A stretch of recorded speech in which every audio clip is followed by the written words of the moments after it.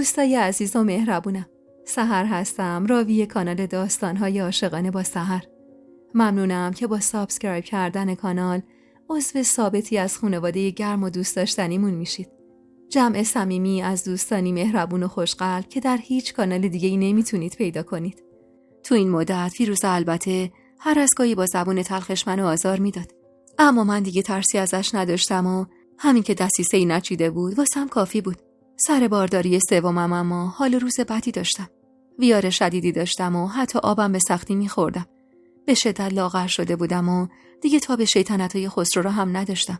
هر بویی که بلند می‌شد حال من بد می‌شد. نه داروهایی که قابل میداد میتونه حالمو بهتر کنه، نه توصیه‌ها و مراقبت‌های شدید بلقیس خانم. بهار سال 44 بود و من 3 ماه آبستن بودم که یه روز سر و کله ننه پیدا شد. پریشون حال بود و رنگ به صورت نداشت. منم اونقدر حالم بد بود که حوصله سوال جواب کردنشو نداشتم. عطیه که سینی چای رو گذاشت جلوی ننه، با دستمالی جلوی دهنمو گرفتم و رو به ننه گفتم خوش اومدی ننه. حرف از دهنم در نیومده بود که ننه زد زیر گریه. با تعجب نگاش کردم. از اون ننه سرخوش و بیخیال گریه کردم بعید بود. کمی بهش نزدیک شدم و گفتم چی شده ننه؟ کسی طوری شده؟ چرا گریه میکنی؟ ننه به سختی جلوی گریه‌اش رو گرفت و حقیق کنان گفت بدبخت شدیم، بیچاره شدیم، خاک بر سر شدیم. ای خدا، جون منو بگیر اما بی آبرومون نکن. حالت تهوع بدی داشتم. با حرفای ننه هم حالم بدتر شده بود. از جا بلند شدم و از اتاق بیرون زدم و هرچی خورده بودم و بالا آوردم. ننه هراسون پشت سرم اومد و همونطور که پشت شونه‌هامو ماساژ میداد با گریه گفت زبونم لال بشه. به خدا اگه راهی بود تا به تو نگم بهت نمیگفتم. سر بلند کردم تا جوابشو بدم که متوجه نگاه خیره فیروزه شدم. همونطور که به چارچوب در تکیه داده بود با دقت نگامون میکرد. واسه همین دست ننه رو گرفتم و کشیدمش تو اتاق و همونطور که صورتمو تمیز میکردم با صدای کمجونی گفتم ننه درست حرف بزن تا منو دق ندادی.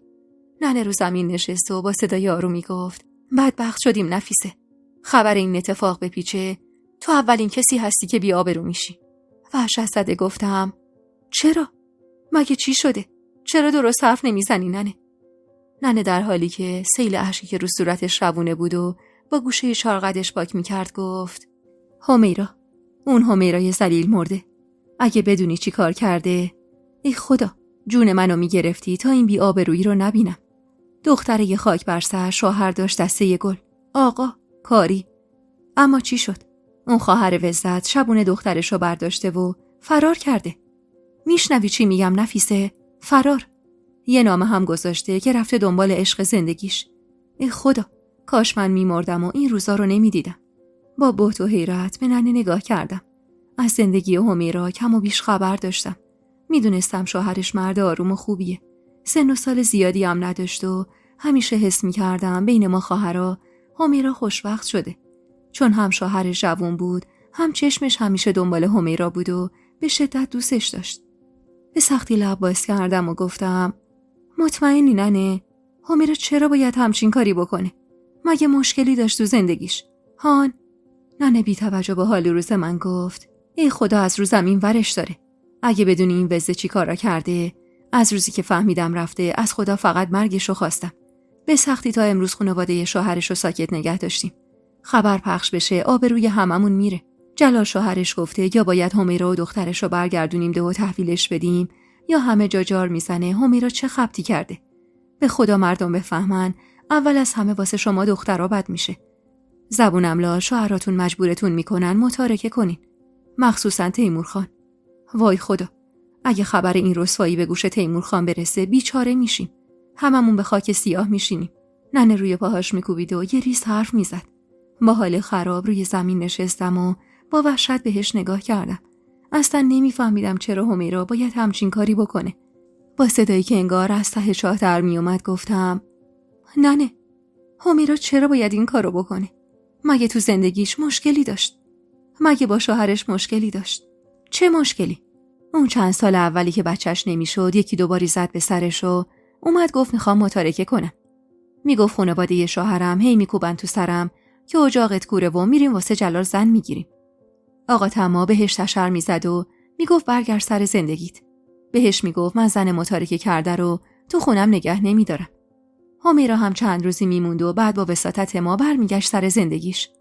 بعد از اونم تا وقتی که آبستن بشه هر چند وقت یه بار به قهر میومد، اما به ساعت نکشیده برش میگردوندیم خونش تا اینکه خدا بهش نظر کرد و بچه دار شد. آبستن که شد نشست سر زندگیش. جلالم خیلی هواشو داشت. نمیدونم همیرا چرا این کارو کرده. ای خدا ازش نگذره که اینجور بی آبرومون کرده. آخه زن، بگو به فکر آبروی خودت نبودی، به فکر آبروی ما هم نبودی؟ لبای خشکم و با زبون خوشترم تر کردم و گفتم حالا باید چی کار کنیم ننه؟ رفتی دنبالش؟ مگه میشه زن جوون و یه نوزاد چند ماهه به همین راحتی غیبشون بزنه؟ ننه با بغض گفت رفتیم ننه. پسرها رفتنده های اطراف و گشتن، آقاتم تا شهر رفته و پرسجو کرده. اما انگار این ذلیل مرده آب شده رفته تو زمین. تو بگو ما چی کار کنیم؟ این خبر پخش بشه بی حیثیت میشیم. اگه بفهمن خواهر شوهر دارد با فاسقش فرار کرده. نذاشتم حرفشو تموم کنه و سری گفتم باید اول بفهمید با کی فرار کرده. پرسجو کنید ببینید تو این چند روز اخیر کی از ده رفته.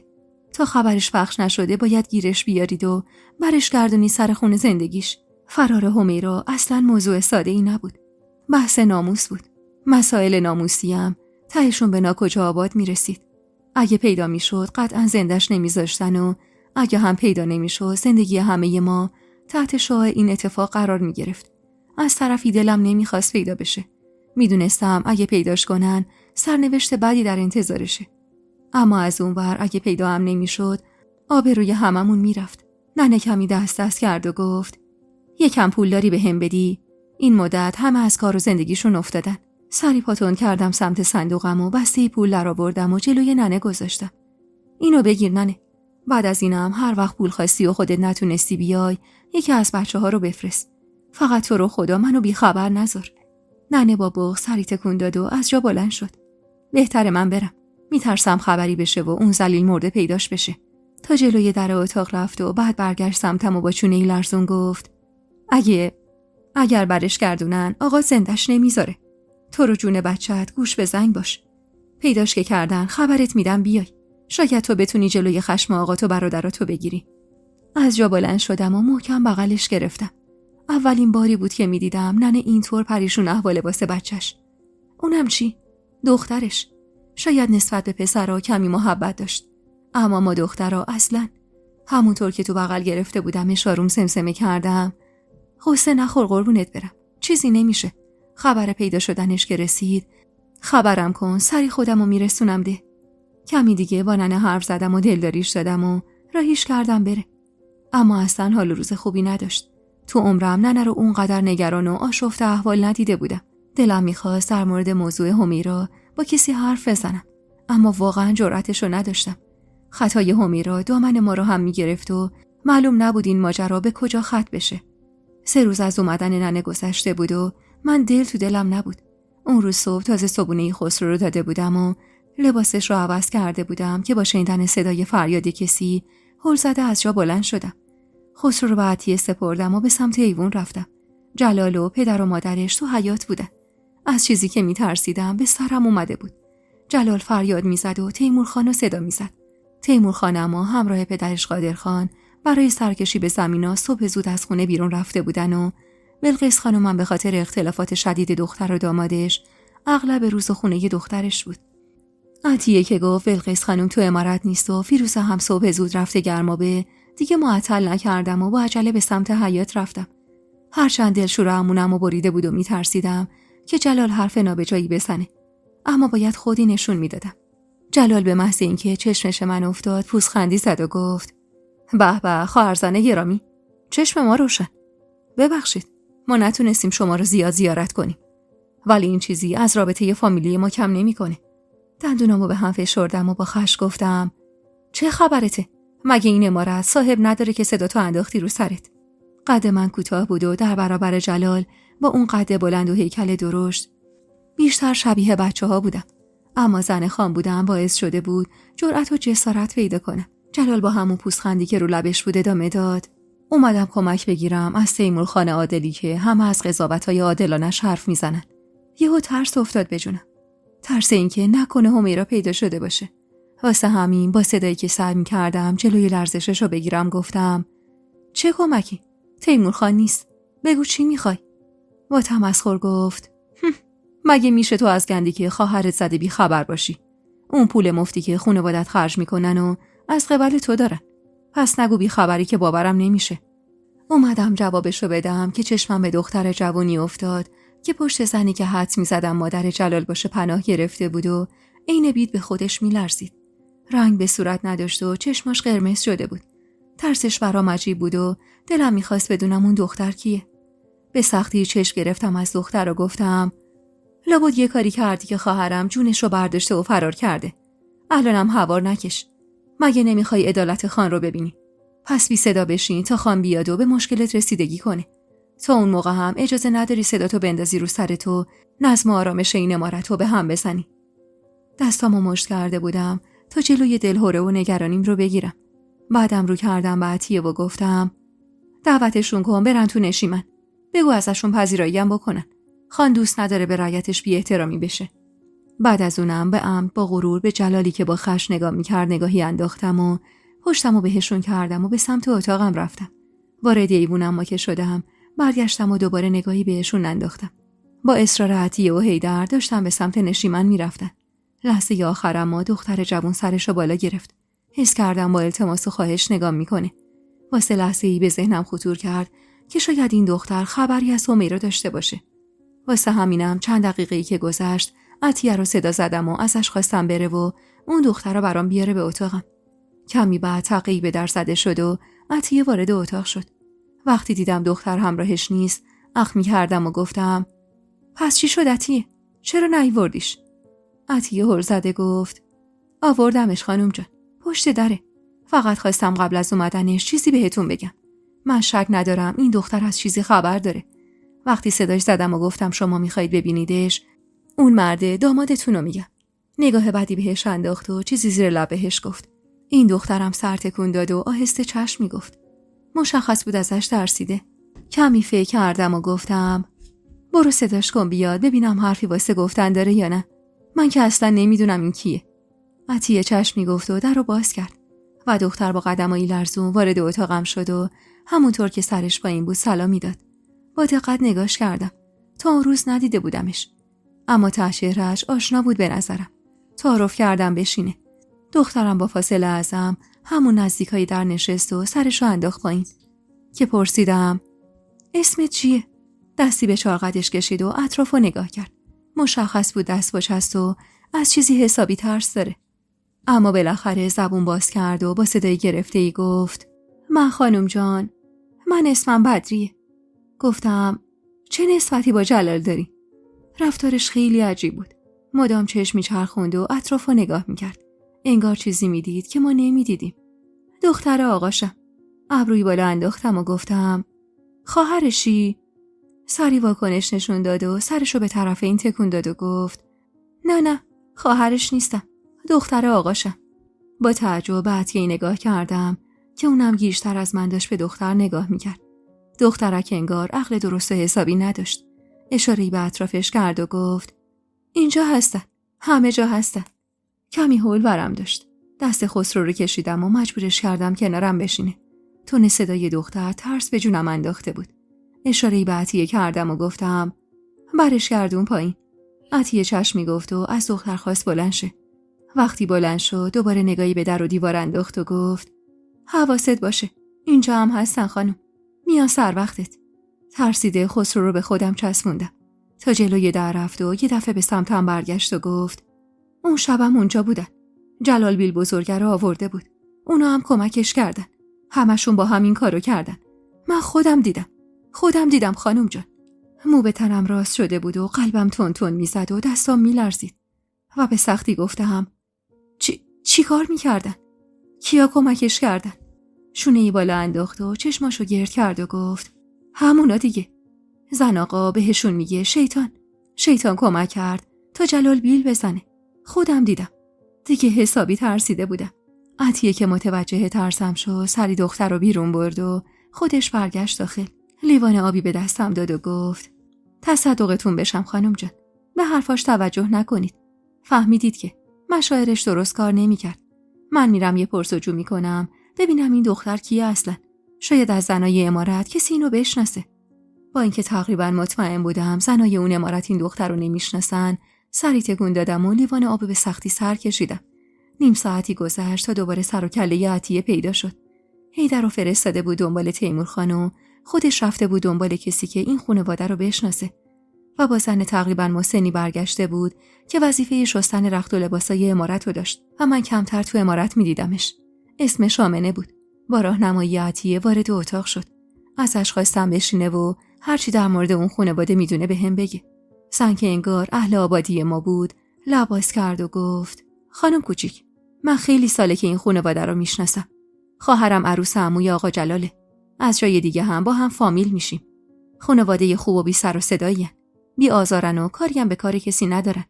آقا هیبت پدر آقا جلال 20 سال قبل یه زن دیگه میگیره و اون زن بدری رو به دنیا میاره، اما سرزا میره. بدری از همون بچگی مشکل داشت. یعنی چطور بگم؟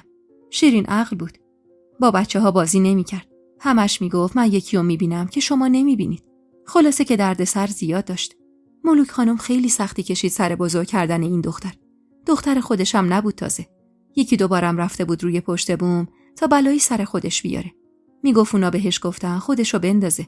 حالا اونا کی هستن خدا داند. خلاصه که به حرفای این دختر معلوم الحال گوش ندید. بدری دیوونه است خانم. عقل درست درمونی نداره. از ترس اینکه بلایی سر خودش یا خونه بیاره، هر جا برن با خودشون میبرنش. سری تکون دادم و از آمنه تشکر کردم. باورم نمیشد کسی پیدا بشه تو اون عمارت که اینقدر خوب اینا رو بشناسه و بیاد واسم این توضیحاتو بده تا خیالم راحت بشه. عطیه اشاره‌ای به آمنه کرد تا بیرون بره و بعد رو به من گفت: دیدید گفتم دختر مشاعرشو از دست داده. اصلا مشخص بود عقل درست درمونی نداره خانم جان. شما هم به حرفاش اهمیت ندید. آهی کشیدم و گفتم: ولی من هنوزم میگم این دختر یه چیزی میدونست. از بیل زدن میگفت. حس میکنم این دختر میدونه همیرا و دخترش کجان. حرفم با شنیدن صدای شیهه اسب خان نصفمون. سراسیمه از جا بلند شدم و به سمت ایوون رفتم. چشمم که به تیمورخان افتاد رو کردم به عطیه و گفتم: خسرو امانت دست تو. چشم ازش بر ندار تا من برگردم. حالت هوا امونمو بریده بود. اما وقت ضعف نشون دادن نبود. باید زودتر از جلال خودم ماجرا رو برای خان میگفتم. سری رفتم تو حیاط و جلوی راه خان رو گرفتم. تیمورخان با تعجب نگام کرد و گفت: چه خبرته؟ تو آبستنی؟ چرا اینقدر با سرعت از فله ها پایین اومدی؟ نفسی تازه کردم و گفتم: خوبم تیمورخان. میخواستم قبل از اینکه بری تو باهاتون حرف بزنم. بگو چی شده؟ اینا واسه چی اومدن؟ حیدر میگفت این مردک جلال خیلی هارت و پورت میکرده. لب گزیدم و سری ماجرا رو براش گفتم. از گم شدن همیرا و دخترش تا حرفای عجیب اون دختر. واسه اینکه خان فکر بدی نکنه براش گفتم که همیرا اصلا اینطور دختری نبوده. گفتم بی دست و پاتر از اونی بوده که بخواد همچین کاری کنه. گفتم زندگیشو دوست داشته و من احساس میکنم بلایی سرش آوردن. خان که نگرانی و دلشوره منو دید بازومو گرفت و گفت: داری میلرزی نفیسه. از چی ترسیدی؟ من هر کاری لازم باشه میکنم تا خواهرت پیدا بشه. در حالی که بغض چنگ انداخته بود به گلوم گفتم: میترسم خان. میترسم شما فکر بدی در موردم بکنید. به خود همیرا اصلا اینطور دختری نبود. من شک ندارم موضوع چیز دیگه ایه. تازه اگه پیداش بشه زندش نمیذارن. تیمورخان اخ میکرد و گفت: من هیچ فکری در موردت نمیکنم. اگرم بر فرض خواهرت گناهی کرده باشه به تو ربطی نداره. در مورد پیدا شدنشم نگران نباش. اگه پیدا بشه من اجازه نمیدم کسی بلایی سرش بیاره. تو اون حالت بغض‌آلو لبخند زدم و همراه خان به سمت نشیمن راهی شدم. جلوی در نشیمن تیمورخان میخواست مانع ورودم بشه که با اصرار گفتم: خواهش میکنم لطفاً اجازه بدید منم بیام. دلم عین سیر و سرکه میجوشه. خان در حالی که حسابی کلافه شده بود از دستم با اخم اشاره کرد تا برم داخل و تاکید کرد حرفی نزنم. پشت سرش وارد نشیمن شدم. اونقدر جلال بد نگام میکرد که از شدت ترس نزدیک به خان نشستم. جلال گلویی صاف کرد و گفت: سلام خان. اومدم تا به مشکلم رسیدگی کنید. به چه حقی اومدی تو عمارت من داد و هوا را انداختی؟ جلال کمی خودش رو جمع و جور کرد و گفت: زنم گم شده خان. زندگیم نابود شده. مردم ده منو بی غیرت میدونن. شما بگید چی کار کنم؟ زمین و زمان و زیر و رو کردم ولی پیداش نکردم. خان پوزخندی زد. مگه زن تو دست من سپرده بودی که حالا پیش من دنبالشی؟ برو ببین چی کار کردی که زن جونشو برداشته و فرار کرده. باورم نمیشد که خان اینطور باهاش حرف بزنه. جلال اما گفت من کاری نکردم خان. زنم فاسق داشته. خودش تو نامش نوشته بود با فاسقش فرار کرده. منم برای دادخواهی پیش شما اومدم. هرچی نباشه شما ارباب مایید. از اون طرفم من و شما فامیلیم. کمک کنی زن خطاکارمو پیدا کنم. من و خانواده‌ام تا به این همه رسوایی رو نداریم. برخلاف اونچه که به خان قول داده بودم که حرفی نزنم، اما نتونستم جلوی خودمو بگیرم. و زبون باز کردم و گفتم میتونم نامش رو ببینم؟ جلال با این حرفم یهو رنگ از رخش پرید، اما سری خودش رو جمع و جور کرد و دست کرد و از توی جیب کتش کاغذی رو به سمتم گرفت. با دستایی لرزون کاغذ رو برداشتم و بازش کردم. متن به نگارش در اومده توی اون کاغذ همون حرفی بود که جلال زده بود. نوشته بود با مردی که عاشقش هستم از این ده میرم. نوشته بود دنبالم نگردید چون پیدام نمی‌کنید. متن به نگارش در اومده خیلی روون و بدون غلط املایی بود. کم کم داشتم مطمئن می‌شدم که این مرد داره یه چیزی رو مخفی می‌کنه. کمی به خان نزدیک شدم و کاغذ رو به سمتش گرفتم و همونطور که خیره بودم به جلال گفتم خواهر من فقط یک کلاس سواد داشت. کلاس دوم که رفت اونقدر تو درسش ضعیف بود که آقا به ننم گفت دیگه نیازی به درس خوندنش نیست. درس خوندنش خرج اضافه است. به اینجای حرفم که رسیدم برگشتم به سمت خانه ادامه دادم. من خوب یادمه، اما شوهرش انگار این موضوع رو فراموش کرده. شما بگید خان، این دستخط رو نوشته مال زنیه که فقط یک کلاس سواد داره؟ خواهرم فقط در حد نوشتن اسم و فامیل خودش بلد بود. خان با دقت داشت نگاهی به کاغذ مینداخت که جلال سری گفت چی میگی واسه خود؟ شاید نامه رو فاسقش نوشته. به هر حال با اون فرار کرده دیگه. با این حرفی که جلال زد با خودم گفتم شاید داره راست میگه. اما خب شک عجیبی به دلم افتاده بود. دستپاچگی جلال و حرفای بدریه. خان کاغذ رو تا کرد و تو جیب کت خودش گذاشت و گفت من به این موضوع رسیدگی میکنم. فقط لازمه هرچی از زنت میدونی به هم بگی. با کی رفت و آمد میکرده؟ اسم در و همسایه و دوستی که باهاش صمیمی بوده رو میخوام. خلاصه هرچی که میدونی و نمیدونی رو برام رو کاغذ بنویس، بده دست حیدر. خان حرفش رو زد و از جا بلند شد. جلال اما سراسیمه گفت زنم پیدا میشه خان. درسته؟ خان مکسی کرد. بله، پیدا میشه. بعدم حیدر رو صدا زد و ازش خواست قلم و کاغذی به جلال بده تا اسم و آدرس دوست و همسایه های همیرا رو براش بنویسه و خودش هم اشاره‌ای به من کرد تا دنبالش برم. پشت سرش از نشیمن بیرون زدم و با نگرانی گفتم حرفاشو باور کردی تیمور خان؟ به خود خواهر من اهل این کارا نبوده. تازه زندگیش روی روال افتاده بود. دلیلی نداشت با یه بچه نوزاد بخواد فرار کنه و خودش رو بدنام کنه. اون همه سال بچهش نمیشد دست به همچین خبطی نزد. اون وقت حالا که بچه دار شده بود و زندگیش باید سر و سامون میگرفت اومده و این کارو کرده. خان در حالی که تابی به سیبیلای از بناگوش در رفتش میداد با تردید گفت اون نامه نوشته روی اون کاغذ و حرفی که تو زدی و دستپاچگی جلال منو به شک انداخته. میسپرم یکی از ده خودشون چند روزی حواسش به این مردک باشه. تو هم لازم نیست نگران باشی. هر اتفاقی بیفته من قول میدم اجازه ندم بلای سر خواهرت بیاد. ازش تشکر کردم و با حالی خراب راهی اتاقم شدم. روزای بعدم ما انگار زمان به کندی میگذشت. ننه یکی دوباره دیگه اومده بود امارت و وقتی فهمیده بود جلال ماجرای گم شدن همیرا رو به خان گفته دل سیری گریه کرده بود. میگفت آبرومون رفته و دیگه بین مردم نمیتونیم سرمون رو بالا بگیریم. میگفت آقا تو برادرات باید خونه نشین بشن. از همه بدتر اما اون وسط این بود که بلقیس خانوم و از همه بدتر فیروزه هم از ماجرا با خبر شده بودن. از روی بلقیس خانوم واقعا خجالت میکشیدم.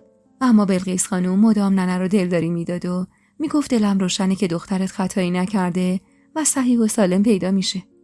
اما فیروزه امان از دست اون زن بدجنس که هر بار منو تنها گیر می آورد مدام طعنه میزد و میگفت تو هم لنگه اون خواهر هر جایی هستی. هرچند که من سعی میکردم حرفاشو نشنیده بگیرم، اما بدجور با شنیدن تهمتاش به هم میریختم. 10 روزی از اون ماجرای شوم میگذشت. توی اون مدت هم هر بار من از خان سراغ خواهرمو میگرفتم میگفت هنوز خبری نشده و بهتره صبور باشی. یادم اون شب خان تو اتاق من خوابیده بود. با بزرگتر شدن خسرو انگار وابستگی خان به منم بیشتر شده بود. اینقدر خسرو رو دوست داشت که نمیتونست ثانیه‌ای ازش دل بکنه. شب و بچه رو تو بغل خودش میخوابوند و تا پاسی از شب خیره میشد به صورتش و خدا رو شکر میکرد بابت نعمتی که بهش عطا کرده بود. صبح اون روز اما هنوز خورشید طلوع نکرده بود که ضربه ضعیفی به در خورد. من که خوابم سبکتر بود چشم باز کردم و سری 4 قدم رو سرم انداختم و به سمت در اتاق رفتم. در رو که باز کردم چشمم به کوکب خانم افتاد. رنگ به صورت نداشت. صبح خیری گفت و ازم خواست تیمور خان رو صدا بزنم. اما من قبل از اینکه برم سراغ تیمور خان گفتم با خان چی کار داری سر صبحی؟ هنوز آفتاب نزده، اینجا چی کار میکنی؟ کوکب خانم در حالی که دستاشو به هم میمالید دست باچه گفت من کاریشون ندارم خانم جان. آقا حیدر گفت بیام صداش بزنم، آخه موضوع مهمی پیش آمد کرده. خواستم خودم برم تو حیاط و ببینم موضوع چی بوده. آخه از شب گذشته خواب چشمم نیومده بود و همش خواب آشفته میدیدم و حالا با این حرف حسابی دلنگران همیرا شده بودم. اما خان با شنیدن پچ‌پچای ما از خواب بیدار شد و با صدای گرفته‌ای گفت چه خبره؟ چی شده کله سحر نفیسه؟ به اجبار ماجرا رو براش گفتم. خانم ما به محض شنیدن سری از جا بلند شد و لباس پوشید. با نگرانی جلو رفتم و گفتم حتما خبری از همیرا شده، وگرنه چرا باید صبح به این زودی حیدر بفرسته دنبالتون؟ تو رو خدا منو بی خبر نذارید. اجازه ندید دست جلال یا حتی آقام و برادرام به خواهرم برسه. به خدا که همیرا بیگناهه. بیاریدش اینجا. من خودم باهاش حرف میزنم ببینم چرا این خطا رو کرده. خان کلافه گفت بس نفیسه، چرا اینجوری میکنی؟ بهت که گفتم تا وقتی من باشم اجازه نمیدم کسی انگشتش به رعیت من بخوره. خودم حواسم بهش هست. حالا هم تو برو بگیر بخواب که از چشمات معلوم خواب چشمت نیومده. حواست به خسرو هم باشه. اینقدرم نگران نباش. خیر سرت آبستنی. چشمی گفتم و راهیش کردم. اما دل تو دلم نبود. شک نداشتم خبری از همیرا شده که در این موقع از صبح اومده دنبال خان. اما آفتاب زد و خبری از خان نشد. خسرو رو سپرده بودم به عطیه تا صبحونه‌شو بده و خودم اونقدر طول و عرض اتاقو طی کرده بودم که پا درد گرفته بودم. عطیه کلافه از راه رفتن من یه اسب چوبی داد دست خسرو و گفت خانم جان خسته نشدید اینقدر راه رفتید؟ به خدا که با راه رفتن شما چیزی حل نمیشه. گفتم چی کار کنم؟ دلم داره این سیر و سرکه میجوشه. میترسم بلایی سر آبجین بیارن. با این حرف بغض گلومو گرفت. اما به سختی قورتش دادم و روی زمین نشستم. نیم ساعتی گذشت که صدای سم اسبا به گوشم رسید. بی توجه به صدا زدن عطیه به سرعت از جا بلند شدم و به سمت ایوان رفتم. خان، عباس و مباشر خان که جوان حدوداً 30 ساله‌ای بود از اسباشون پیاده شدن. خان سرشو بالا گرفت. اخم کرده بود و مشخص بود حسابی عصبانیه. با دیدن من برگشت و رو به مباشرش و عباس چیزی گفت و وقتی اونا حرفشو تایید کردن به سمت پله ها اومد. جلوی من که رسید مچ دستمو گرفت و گفت رنگ به صورت نداری زن؟ مگه من نگفتم نگران نباش؟ این چه حال و روزیه؟ و منو کشون سمت اتاق و تشری به عطیه زد. حال و روز خانومت رو مگه نمیبینی؟ عطیه با ترس سرشو انداخت پایین. اشاره‌ای بهش کردم و گفتم خسرو رو بردار برو پیش بلقیس خانم. عطیه ترسیده از خشم خان سری خسرو رو برداشت و از اتاق بیرون زد.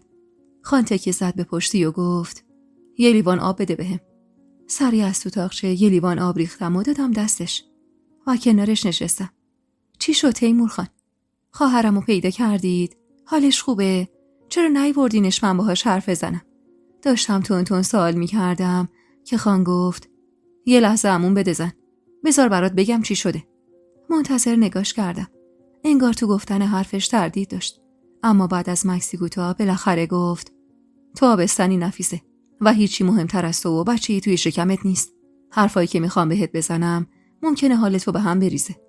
برای همین ازت میخوام قوی باشی و تو مرحله اول به فکر خودت و این بچه باشی.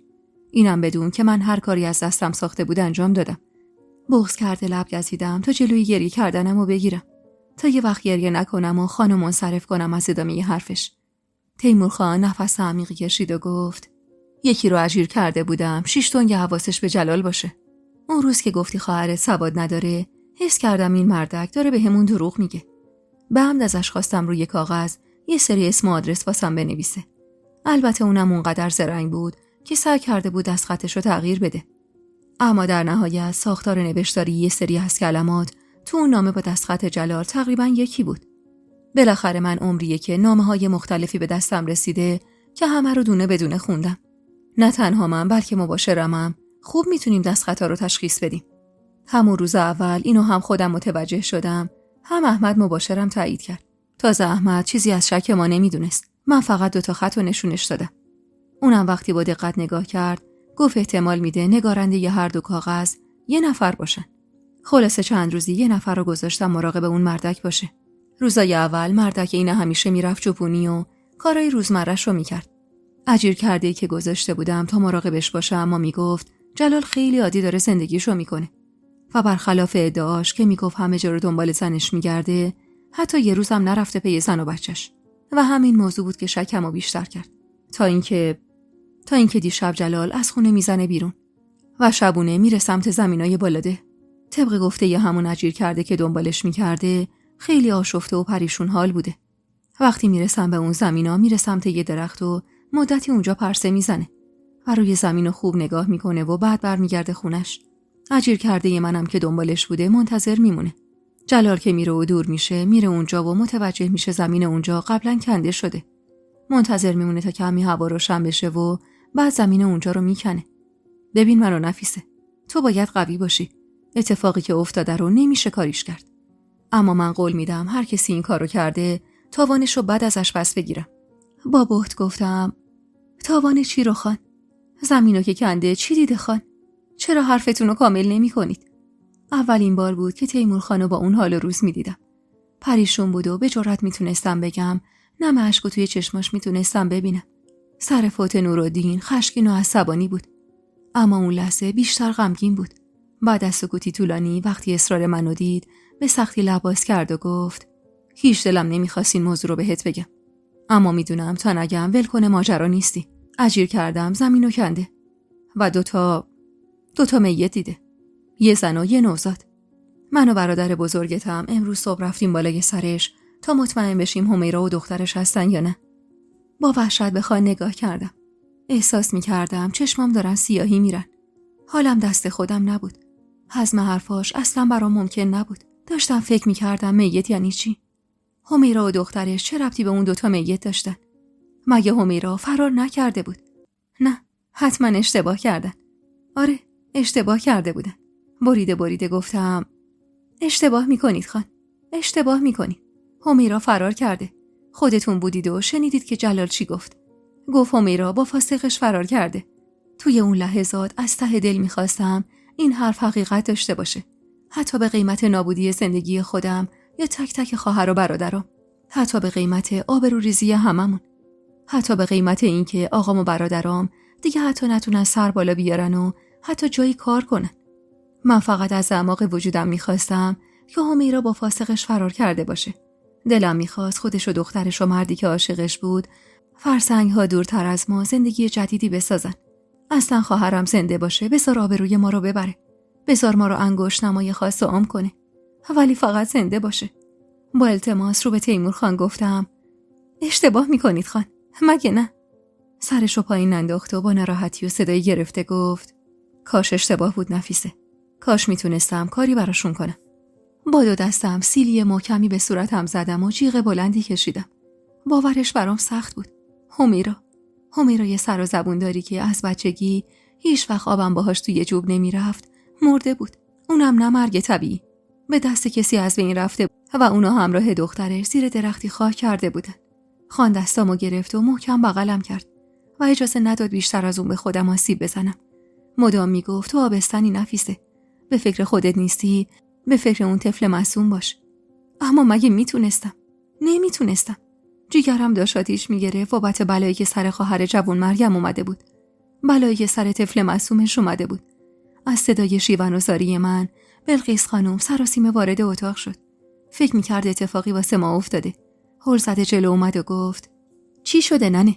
تیمور، این چه حال و روزیه؟ نفیسه، ببینمت ننه. با گریه سرمو بالا گرفتم و خودمو انداختم تو بغل بلقیس خانم و شروع کردم به شیون و زاری. تیمور خان آهسته رو به بلقیس خانم گفت خواهرش فوت شده ننه، تو باهاش حرف بزن، یکم به فکر بچهش باشه. بلقیس خانم با بهت و ناباوری و ناراحتی منو نشون زمین و دستی به کمرم کشید و گفت پناه بر خدا، چه اتفاقی افتاده؟ آروم باش ننه، آروم باش، به فکر بچه‌ای توی شکمت باش. نیم ساعتی تو بغل بلقیس خانم گریه کردم تا کمی آرومتر شدم. البته که این داغ آروم نمیشد، اما به خاطر بچم مجبور بودم خوددار باشم. آرومتر که شدم رو به خان گفتم اون مردک عوضی، جلالو میگم، کجا سالن؟ چی کارش کردید؟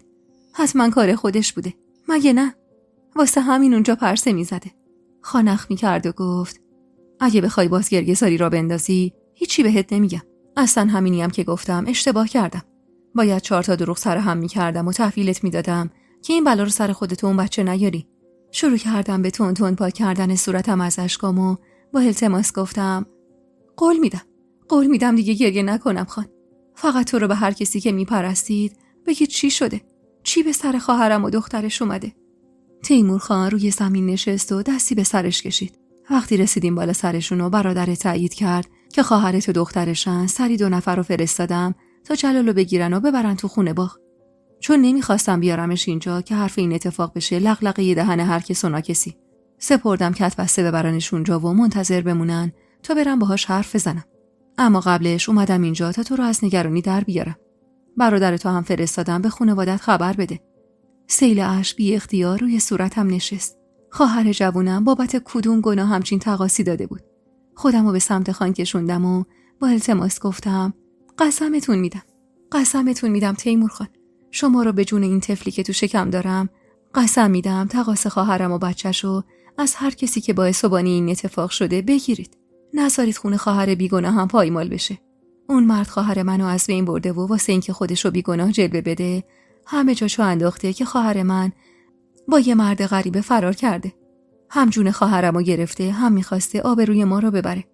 تو رو خدا ازش نگذرید خان. گریه میکردم و التماس میکردم. تیمور خان با ناراحتی بازومو گرفت و گفت بس دیگه نفیسه، نگران تقاص اون مردکم نباش، نمیذارم قصر در بره.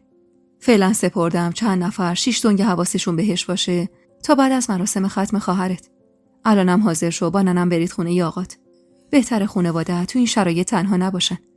خودم بعدن یه سر میام اونجا که اگه کاری لازم بود از تنها نمونن. با قدردانی ازش تشکر کردم و با کمک عطیه شروع کردم حاضر شدن. هرچند بلقیس خانم مخالف رفتنم به خونه ی آقام بود و میگفت شرایط اونجا الان واسه یه زن آبستن مفید نیست. میگفت صدای شیون و زاری و جیغ و داد قطعاً واسه اون طفل معصوم تو شکمت خوب نیست. اما من داغدارتر از اون چیزی بودم که بخوام به حرف و توصیه‌های بلقیس خانم گوش بدم. اشکم لحظه‌ای بند نمیومد. اما واسه اینکه خان اجازه بده تو مراسم همیرا شرکت کنم مجبور بودم جلوی گریه‌مو بگیرم و کمی خوددار باشم. بلقیس خانمم که هر کار کرده بود نتونسته بود منو مجاب کنه که نرم، مدام دلداریم میداد و ازم میخواست به خاطر بچم آروم باشم. اما دردی که تو قلبم بود با هیچ دلداری سبک نمیشد. وارد ده که شده بودیم و داشتیم میرفتیم خونه ی آقا جون. هنوز نرسیده به خونه صدای جیغ و شیون از خونه به گوش میرسید. اشکم با شنیدن این صداها شدت گرفت و چند تا نفس عمیق کشیدم تا کمی به خودم مسلط باشم. عطیه هم خسرو به بغل همراه هم بود. هر چقدرم اصرار کرده بود تا خسرو رو دست مادرش بسپره و فقط خودش همراه هم بشه قبول نکرده بودم. میترسیدم بلایی سر بچم بیاد و حال روزم از اینی که هست بدتر بشه و دوباره یه داغ دیگه کسی به دلم بنشونه. از گاری پیاده شدم و رفتم و تو آستانه یه در وایسادم. صدای شیون ننه و گریه های بلند فرزانه و فرانگیز و همینطور بقیه داغ دلمو تازه میکرد. وارد حیاط که شدم ننه با دیدنم جیغ بلندی کشید و فریاد زد اومدی ننه؟ اومدی؟ بیا دختر پرپر شدم و ببین. بیا همیرای جوون مرگ شدم و ببین. بیا ننه. ای خدا، بیا ننه. بیا ببین چطور خاک بر سر شدیم.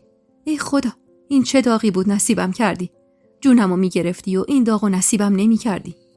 در حالی که پاهام یارای کشیدن تنم رو نداشتن خودمو تو بغل ننه انداختم و شروع کردم به سار زدن. هیچ وقت فکر نمی کردم ننه برای مرگ دختراش اینقدر دل شکسته و داغون بشه. همیشه تو نظرم این بود که ننه ما دخترا رو اصلا دوست نداره. با خودم میگفتم اگه ما رو دوست داشت تو بچگی شوهرمون نمیداد به اولین خواستگار رو به قول خودش ما رو از سر خودش باز نمیکرد تا یه نوخور از خونش کم کنه. اما ننه واقعا حالش بد بود اون روز. اونقدر به سر و صورتش زده بود که جای سالم تو صورتش نمونده بود. هیچ کسی هم حریفش نمیشد. اما بیشتر از هر چیزی معلوم بود که بابت نحوه مردن همیرا و دخترش داغونه. میگفت دختر من با بد و خوب اون مرد ساخت. چند بار به قهر اومد خونمون و گفت میخوام متارکه کنم. اما ما به زور فرستادیمش سر خونه زندگیش که آخرش جسم بیجونش رو برامون بیارن. مدام جلال و خانواده‌اش رو نفرین میکرد و حرفای بقیه هم هیچ فایده‌ای نداشت و لحظه آروم نمیگرفت. هنوز ساعتی نبود که رسیده بودم که تیمور خانم رسید. چندین و چند تا از زن‌ها و مردایی که خدمه امارت بودن و همراه خودش آورده بود. کلی هم برنج و آرد و مقدار زیادی روغن و گوشت و مرغ و کلی خوراکی دیگه هم همراهشون بود. همین که مردا وسایل تو حیاط خالی کردن، خان اشاره‌ای به زنا کرد و ازشون خواست مواد غذایی رو ببرن مطبخ و ناهار رو بار بذارن. واقعا ازش ممنون بودم.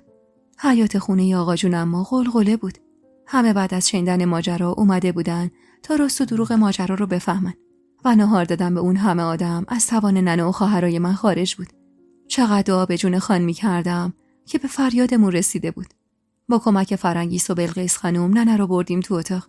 سر و وضع خونه از آخرین باری که دیده بودمش خیلی بهتر شده بود. فرش نوعی انداخته بودن و متکاهای قرمز رنگی رو دور تا دور نشیمن گذاشته بودن. به حسرت به اونجا نگاه کردم و به یاد همیرا افتادم. بچه تر که بودیم همیشه بهونه میگرفت که چرا کف نشیمن خونه یکی از دوستاش فرش انداختن و کف نشیمن ما گلیم پاره پوره و کهنه است. عاشق رنگ قرمز بود. هر وقت ننه لباس کهنه در و همسایه رو جمع می‌کرد و می‌آورد تو حیاط، همیرا اول از همه می‌رفت و لباسی که احیانا رنگش قرمز بود و واسه خودش جدا می‌کرد. آهی کشیدم و سعی کردم تصویر صورت قشنگش رو به خاطر بیارم. خیلی وقت بود ندیده بودمش. فقط بعد از تولد خسرو تو امارت اربابی دیدمش و بعد از اون دیگه نتونسته بودم ببینمش. و عجیب بود که جزئیات صورتش رو نمیتونستم درست به خاطر بیارم. هیچ عکسی هم از همیرا نداشتیم. آخه هیچ وقت پیش نیومده بود ما عکسی بگیریم. عکس گرفتم فقط مخصوص اعیون و اشراف بود. نمایی که همیشه هشتمون گروه نهمون بود و یه شب در میون سر گرسنه به بالش میذاشتیم. با بغض چشم بستم و سعی کردم روزای خوش بچگیمون رو به یاد بیارم. همون روزایی که با همیرا یه قل و قل بازی میکردیم. همون روزایی که تو این حیاط میدویدیم و اونقدر سر و صدا میکردیم که ننه لنگ دمپاییشو پرت میکرد سمتمون و من از پله های پشت بوم میرفتم بالا و فرار میکردم. اما همیرا که میترسید از پله ها بالا بیاد همون پایین میستاد و داد و بیداد میکرد تا منو بکشونه پایین که خودش تنها اسیر کتک های ننه نشه. اون روز هیچ کدوممون نخواستیم که همیرا رو واسه بار آخر ببینیم. خان میگو وضعیت مناسبی نداره و بهتر غسل داده بشه و هرچه زودتر به خاک سپرده بشه.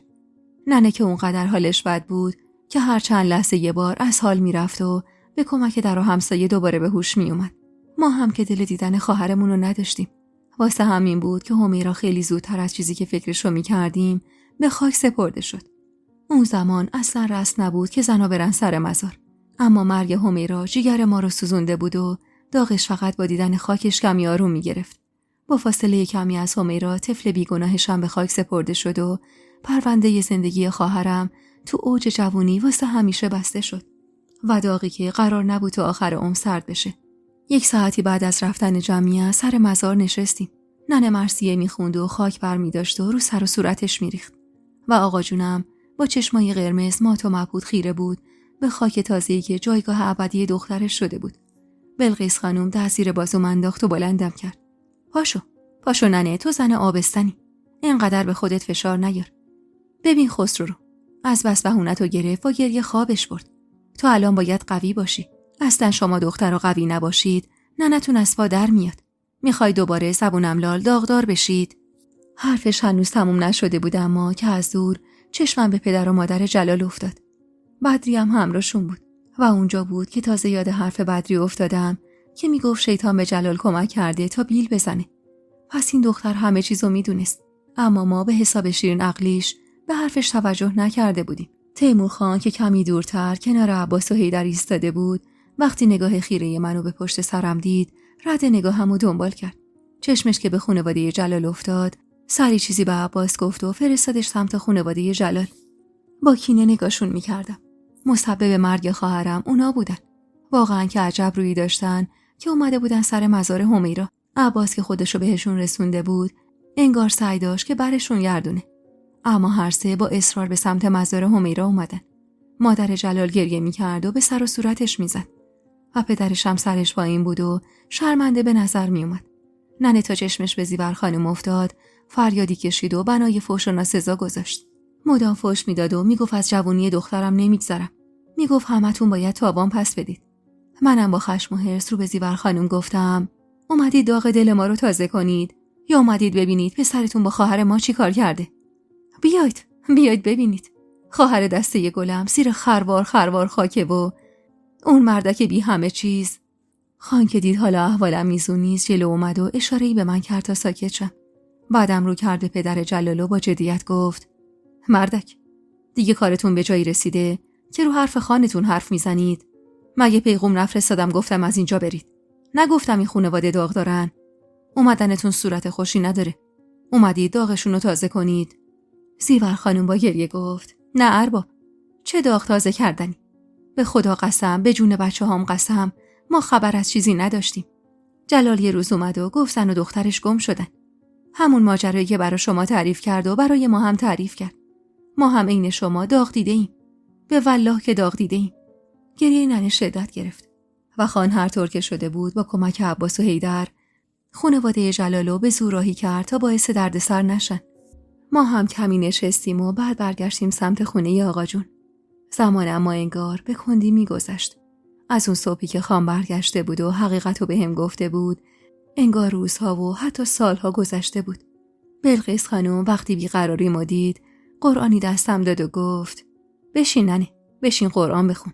به جای گریه وزاری و گله و شکایت از خدا 4 تا آیه قرآن بخون تا روح خواهر در آرامش باشه. با بغض گفتم بلد نیستم مادر جون. بلقیس خانم اخ میکرد. یعنی چی که بلد نیستم دختر؟ مثلا درس خونده ای؟ عیبی نداره. بیا بشین اینجا من میخونم تو گوش بده تا دلت آروم بگیره. بلقیس خانم که مشغول خوندن قرآن شد تو جمع زنونه ناخودآگاه همه ساکت شدن. صداش و کلماتی که به زبون می آورد ناخودآگاه انگار دلمون رو آروم میکرد. سخت بود اما مجبور بودیم با واقعیت کنار بیایم. با اجازه خانم بلقیس خانم تا روز 3 حمیرا خونه آقا جونم موندم و بعدم به اصرار بلقیس خانم ننه رو که واقعا حال روز خوبی نداشت همراه خودم به عمارت اربابی بردم. بلقیس خانم اما هر کاری که کرد آقا جون راضی به اومدن نشد. البته حال آقا جون به مراتب بهتر از ننه بود. اون مرد بود و مجبور بود بره بیرون سر زمین و کمتر وقت داشت به جزئیات ماجرا فکر کنه و قصه بخوره. اما ننه کار روز و شبش قصه خوردن و گریه کردن بود. مدام دامادشو نفرین میکرد و میگفت میخوام بدونم چرا بچه‌مو از بین برده. چرا بیخبر از همه دفنش کرده. از ماجرای مرگ حمیرا که میگذشتیم واسه هممون یه سوال عجیب وجود داشت. اونم این که جلال چرا دختر خودش رو هم از بین برده بود. از زنی که خواهر و خواهرزادم و قصه داده بود شنیده بودیم که رد کبودی و تیزی روی بدنشون مشخص بوده و واقعاً واسه هممون سوال بود که چی باعث شده جلال به این مرز از جنون برسه که دست به همچین کاری بزنه. ننه آروم ترک شده بود مدام میگفت جلال مرد بدی نبوده. میگفت اصلاً آدمی نبوده که دست به همچین کاری بزنه.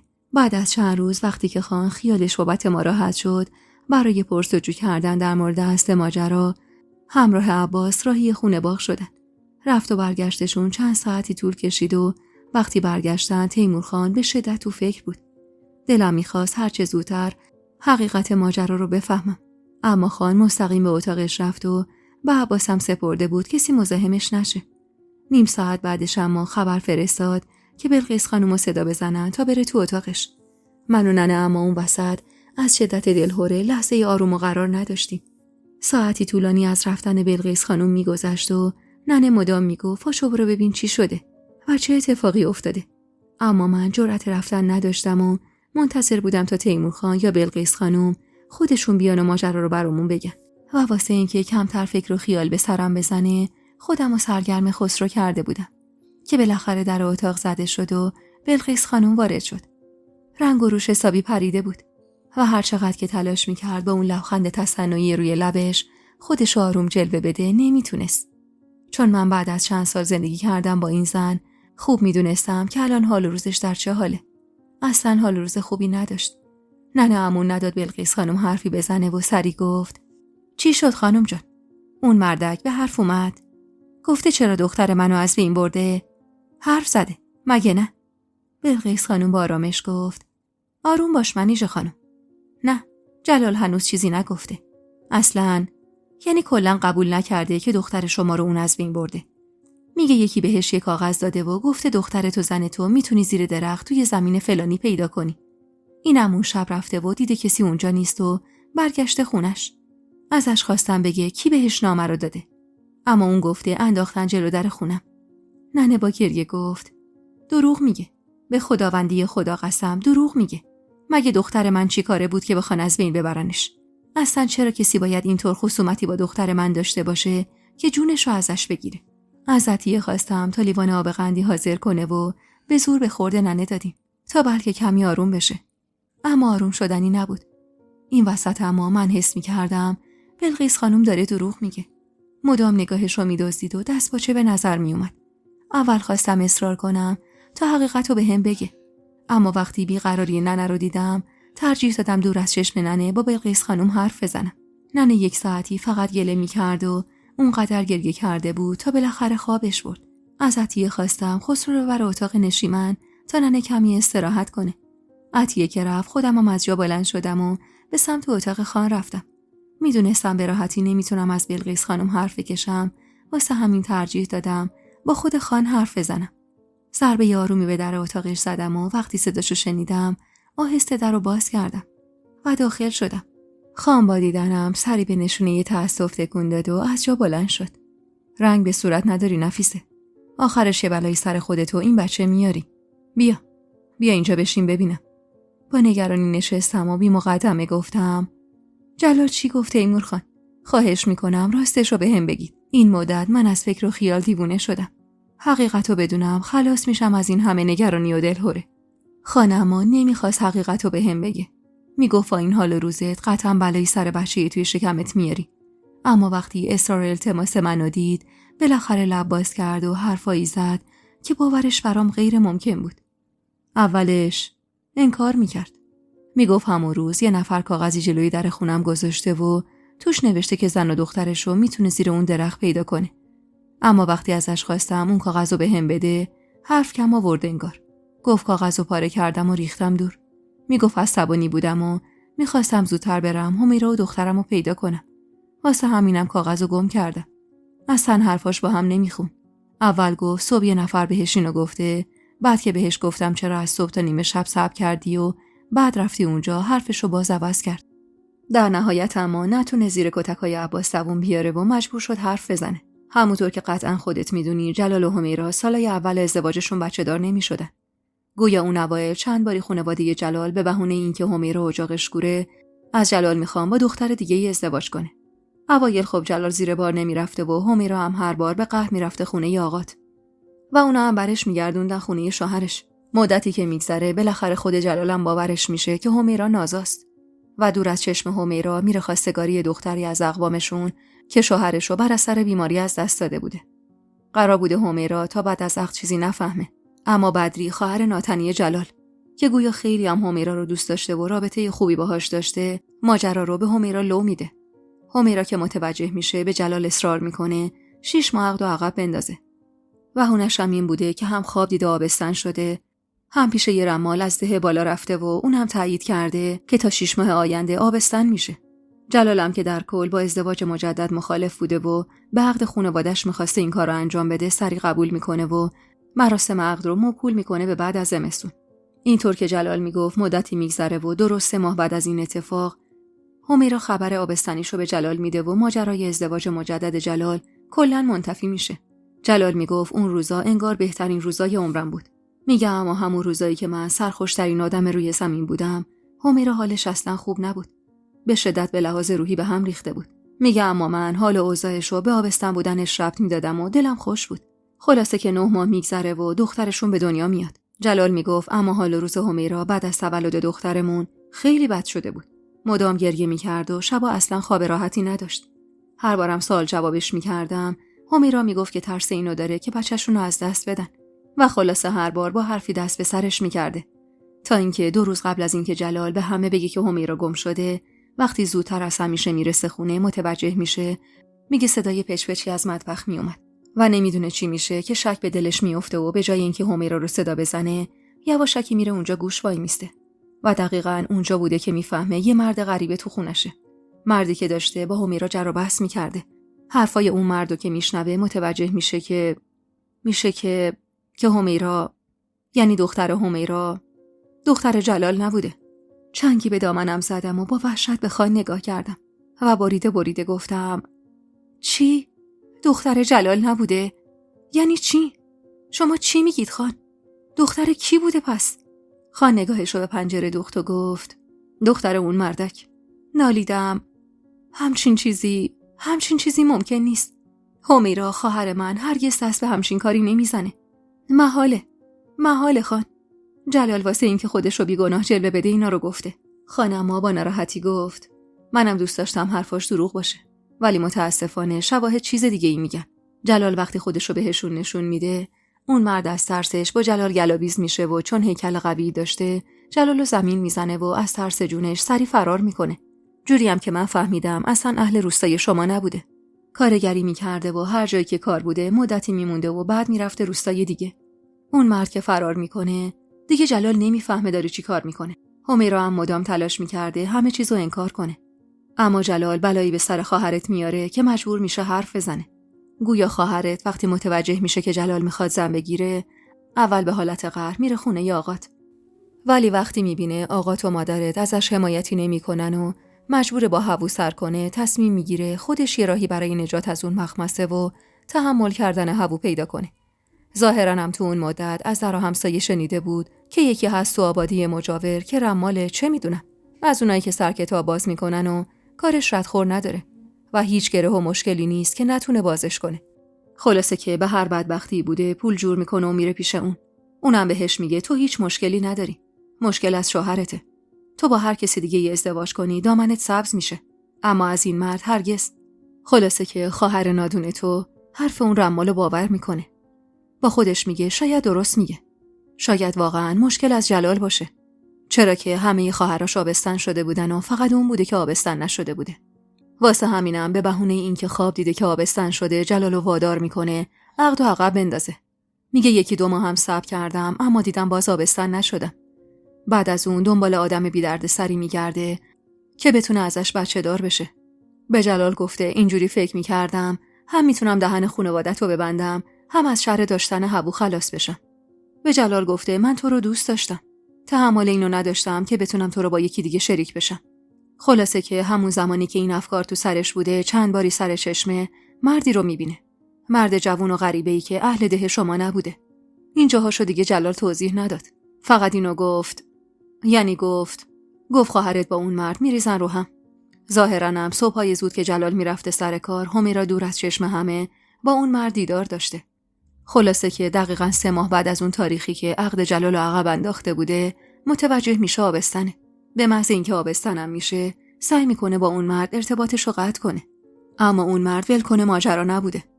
تو تمام دورانی که همیرا آبستن بوده مدام اذیتش میکرده و همیرا هم واسه اینکه ساکتش کنه هر بار باهاش راه میومده. اما بعد از اینکه دخترش به دنیا میاد عذاب وجدان میگیره و دیگه با اون مرد همراهی نمیکرده. اونم چند باری صد راه همیرا میشه. حتی یه بار بدری اونا رو با هم میبینه. اما همیرا بهش میگه اون مرد شیطانه و جز بدری کسی اونو نمیبینه و اینجوری بوده که حتی میتونه بدری رو هم ساکت کنه. همیرا بعد از زدن حرفاش به جلال میگه به خاطر کتک خوردناش نیست، به خاطر عذاب وجدانیه که تو تمام این مدت گریبانش رو گرفته بوده و دیگه تاب و تحمل نداشته. خلاصه که از جلال طلب بخشش میکنه. به بهونه یه بچگی و نادونی و حسادت از جلال میخواد که ببخشتش. جلال اما یه زخم خورده بوده. کسی بوده که زنش بهش نارو زده بوده. خب حقم داشته. آخه کدوم مردی میتونه همچین چیزی رو تحمل کنه؟ و اینطور میشه که از سر خشم و عصبانیت همیرا رو از بین میبره. بعدم صدای گریه دخترشون رو که میشنوه یاد حرفای همیرا میفته و میره سمت اتاق. باقیشم که دیگه مشخصه. جلال همون شب دور از چشم همه اول بچه رو میبره سمت اون زمینا، بعدم میاد سر وقت همیرا. بعدم خونه رو تمیز و مرتب میکنه و واسه اینکه کسی سراغ همیرا رو ازش نگیره دست پیشو میگیره و یه نامه مینویسه و اینطور چو میندازه که همیرا با فاسقش فرار کرده. مدتی هم واسه حفظ ظاهر تا شهر میرفته و میومده که خانواده خودش و خانواده آقات بهش شک نکنه. اما در واقع خودش میدونسته زنش کجاست و چه بلایی سرش اومده. سرم داشت از درد منفجر میشد. باور این حرفا برام غیر ممکن بود. همیرا محال بود همچین کاری بکنه. ما هرچی که نبودیم سر سفره حلال بزرگ شده بودیم. اهل این کارا نبودیم. مگه خواهر من عقل تو سرش نداشت که بدونه عاقبت همچین کاری چی میشه؟ نه، این امکان نداشت. با صدای گرفته این نالیدم: از کجا میدونید حرفای جلال درسته؟ شاید اینا رو گفته تا دل شما رو به رحم بیاره. نه نفیسه، من پرسجو کردم. سر وقت 2 نفریم که با اون مرد توی این ده کار میکردن رفتم. هر دو تایید کردن که دقیقاً همون روزی که جلال زن و دخترش رو از بین برده، اون مردم ناپدید شده. حتی یکی از اون 2 نفر میگفت مدت‌ها بود که مراد مشکوک میزد. مراد اسم همون مردک بوده. میگفت اسم میکردیم چیزی رو ازمون پنهون میکنه. اما هرچی میپرسیدیم نه پس نمیداد.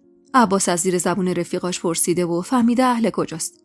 منم یکی رو میفرستم بره تا توی ماجرا رو در بیاره و اگه تونست اون مردکو برام گیر بیاره، ببینیم واقعا ماجرا همینیه که جلال میگه یا نه. که البته به نظر من جلال حقیقتو گفته. چند تا نفس عمیق کشیدم تا جلوی گریه کردنمو بگیرم. نمیخواستم باور کنم که همیرا مقصر بوده. با خودم میگفتم همیرا هر خطایی کرده باشه لایق همچین تاوانی نیست.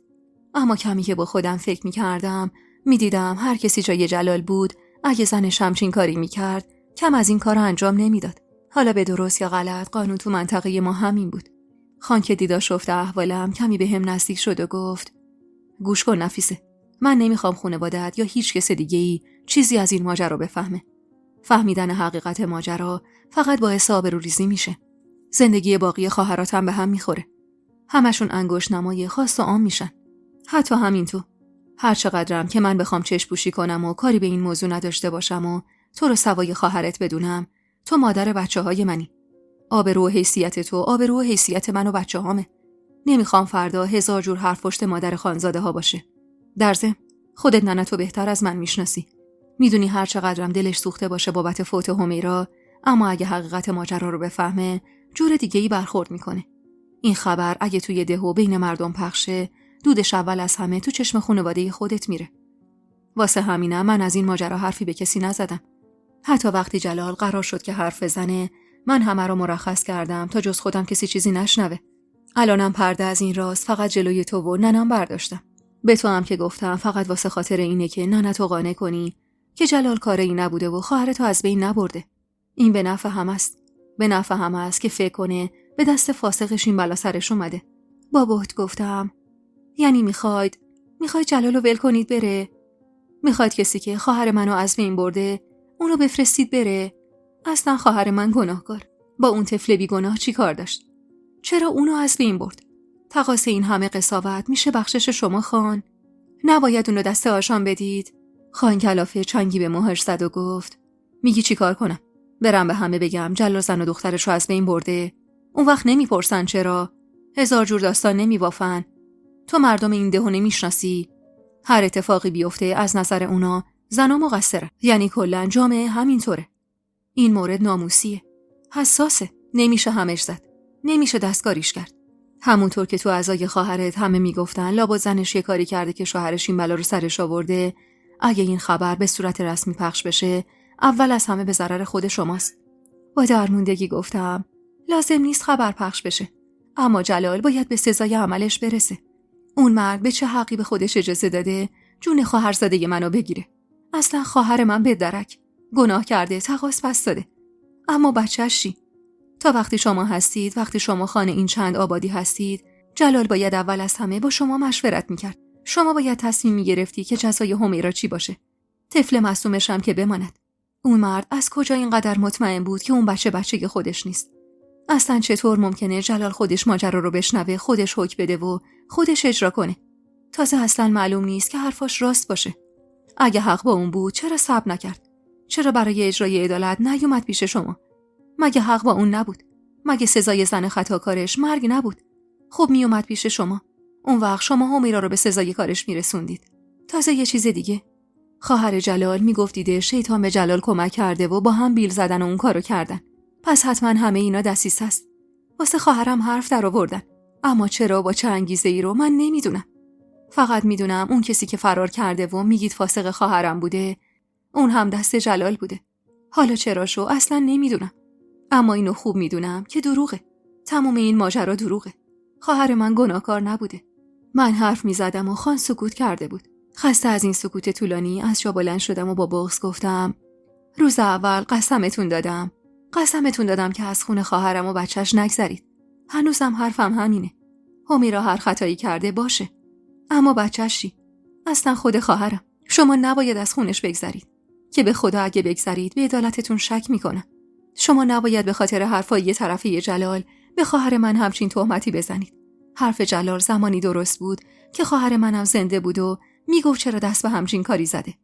اصلا زده یا نه؟ در غیر این صورت من حتی یک کلمه از حرفای اون مردک رو باور نمیکنم.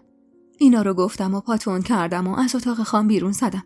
نفسم داشت بند می اومد و دیگه تحمل موندن تو اتاق رو نداشتم. عصبانی بودم از اینکه خان به همین راحتی حرفای جلالو باور کرده و قصد داره رهاش کنه. از اینکه هیچ کاری از دستم ساخته نبود. از اینکه اگه همیرا دست به همچین کاری زده بود چقدر میتونست وحشتناک باشه. آخه چطور تونسته بود خودشو اینطور بدبخت کنه؟ از دست خودم هم عصبانی بودم. عصبانی از اینکه کاری از دستم ساخته نبود. از اینکه نمیتونستم حقیقت رو آشکار کنم. با قدمای کوتاه به سمت اتاقم رفتم و دیدم که ننه بیدار شده و داره بی صدا اشک میریزه. منو که دید سری پا شد نشست و گفت: چی شد ننه؟ رفتی با خان حرف زدی؟ چی گفت؟ شونه‌ای بالا انداختم و گفتم: همون حرفایی که بلقیس خانم زد. میگه نامه رسیده به دست جلال و توش نوشته بوده که زن و دخترتو میتونی تو اون آدرس پیدا کنی. جلالم شبونه میره اونجا و وقتی میبینه کسی اونجا نیست برمیگرده خونه. فکر میکرده کسی داره سر به سرش میذاره. گریه ننه با حرفام شدت گرفت و گفت: آخه چرا یکی باید این بلا رو سر بچه من بیاره؟ اگه قرار بود فرار کنه خب فرار میکرد.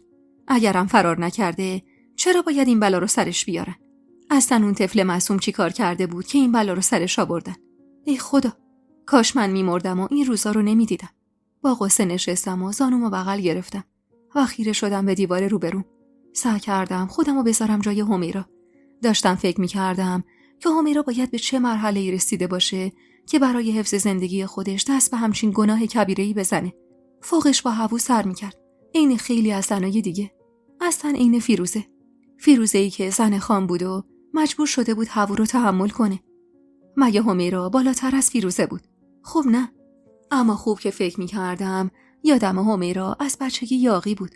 حرف خودش بود و زیر بار حرف زور نمیرفت. ذاتاً هم عین ننه پول پرست بود. کل اعضای خانواده‌ام همینطور بودن. فقط من و برادر کوچیکترم بودیم که پول پرست نبودیم. یادمه وقتی تیمور خان اومده بود منو عقد کنه، همیرا خیلی دلش می‌خواست جای من باشه. البته که ننه هم همینطور. همیرا میگفت چه اهمیتی داره که تیمور خان سنش بالاست و یه زنم داره. مهم اینه که خانه و حرفش برو داره. مهم اینه که پول داره و سر تا پا طلا میگیره.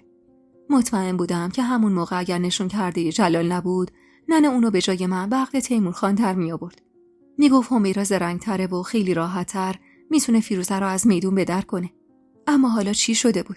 همیرایی که حاضر بود زن یکی مثل تیمور خان بشه و هوو رو تحمل کنه، چرا الان نتونسته بود در حالی که پیش جلالی زندگی میکرد که بالاخره به هم علاقه داشتن و هرچی بود بهتر از تیمور خانی بود که جای پدرش بود، نتونه با هوو دست و پنجه نرم کنه؟